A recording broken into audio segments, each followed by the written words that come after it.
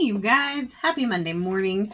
I am hoping that you guys have had a chance to kind of snoop around on the Google Classroom today and kind of get a look at kind of how things have moved around. If you haven't, take a second to do it, but I did want to use just this video to talk about what we are jumping into this week. We're going to be doing things a little bit differently than we would be if we were in the classroom. For obvious reasons, I can't be there with you to do all of the things. So what we're going to jump into this week is a poetry unit. You guys already know that I love Poe. We talked about him back in October when we did our Halloween escape room with the Telltale Heart. And so this week we are going to be studying one of his poems this time instead of a short story. April is National Poetry Month, so I thought that would be a great way to do it. Okay, so you go to the poetry unit in your classwork section, you will see that there are two different pieces there. One of them has all of the information that you need to complete the assignment, and then the other is the actual assignment itself. So if you click into the one where it has all of the materials, this is one of the things that you're going to see is this page that is called Creating Comic Strips Poem Images. Okay, now if you have a printer, it's really easy to just hit print and print this out and follow the instructions that you see up there at the top. If you don't have a printer, guys, it's fine.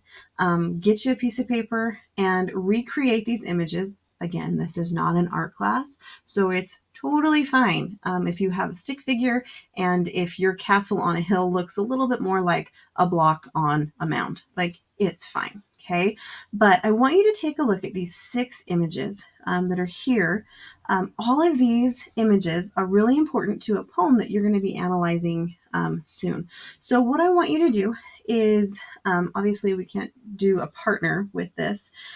So what I want you to do is I want you to color these pictures, cut them out, or if you're recreating them, make sure that you have the 6 squares. And I want you guys to create a storyline that includes each of these pictures, plus one extra one. So there are 6 images here. You guys are going to use all 6 plus one extra one that you create on your own. And you're going to use all 6 of these to tell a story. Okay, you're going to want to make sure that you are describing the setting or where it takes place, the characters, and this conflict that might be in your story. And you're going to use that and put it on your comic strip template. So if you look, there is another piece or another material there within that Google Classroom section that says comic strip template. Now, again, you guys, if you don't have a printer, it's fine. You can just take these pictures and glue them onto a blank piece of paper. Okay.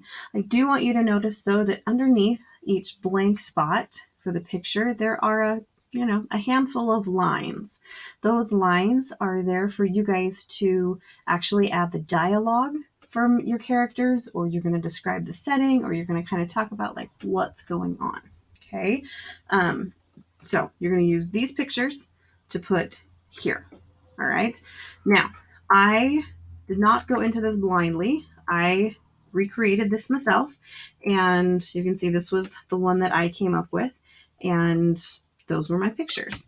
I got my whole family involved, and I had everybody try and use these pictures to come up with a story using all of these. And it was a little bit challenging until we kind of got like our creative juices flowing, and then we had all kinds of weird stories that we had come up using these images. Okay, so this one was my final one where I had all of my pictures used. You guys can see that there are there is like some actual description going on underneath each of these. And I added my very last slide.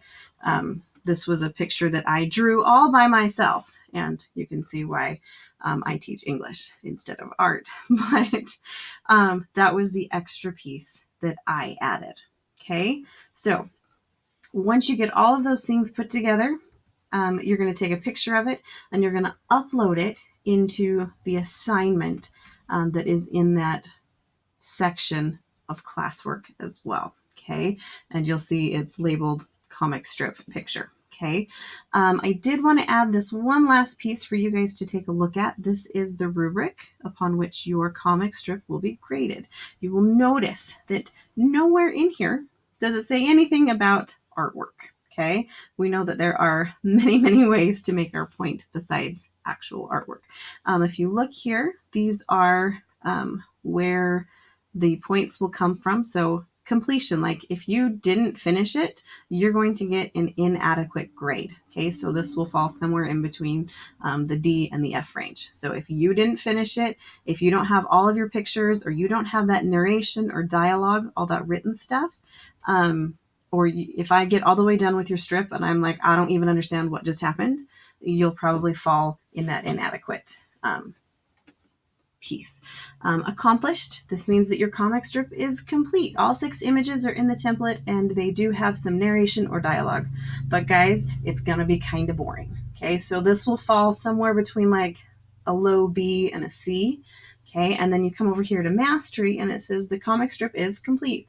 All 6 images are in the template. Each is drawn or colored with care and attention to detail. Like that right there. The narration and dialogue go above and beyond the sentence requirements. Okay, guys, I only required you to have 3 sentences, but as 6th graders, I'm pretty sure you can do more. Okay. There is also another piece that you'll be graded on, the storyline. Okay, so this is like what's happening in your story. So for an inadequate grade, the strip is missing key elements of the plot. Like there isn't a setting, there isn't a conflict. Your characters are just like all kinds of weird. Okay, like it just doesn't make a whole lot of sense. If you come over here to accomplished, it means that they have narration and dialogue. It has described some of those things we've talked about. For mastery, you're going to make sure that you have precise word choice and that the progression of the story, like it moves along. It's creative and it's a good little story.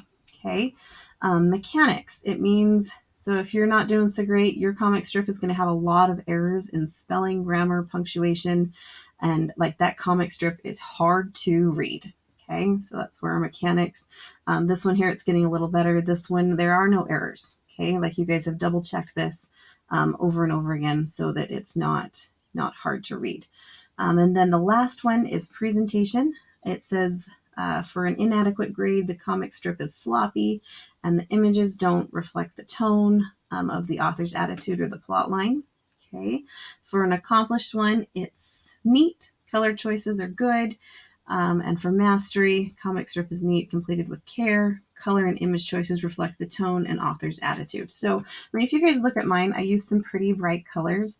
And if you read through that story, it's kind of a silly story. And so I feel like the colors kind of go with that as far as what I have going on in my comic strip. Now, if your story has kind of a dark turn, you may want to make sure that like your gal is not dressed in pink, right? Like she may be wearing a darker colored dress. It might be a dark and stormy night. That it might be a cloudy sky here above the cave. So keep that in mind as you're coloring. All right. So this is your assignment. You're going to be working on this Monday, Tuesday, and Wednesday. It is due Wednesday. I do not care what time it gets in, but you will need to have it completed by Wednesday. All right, you guys.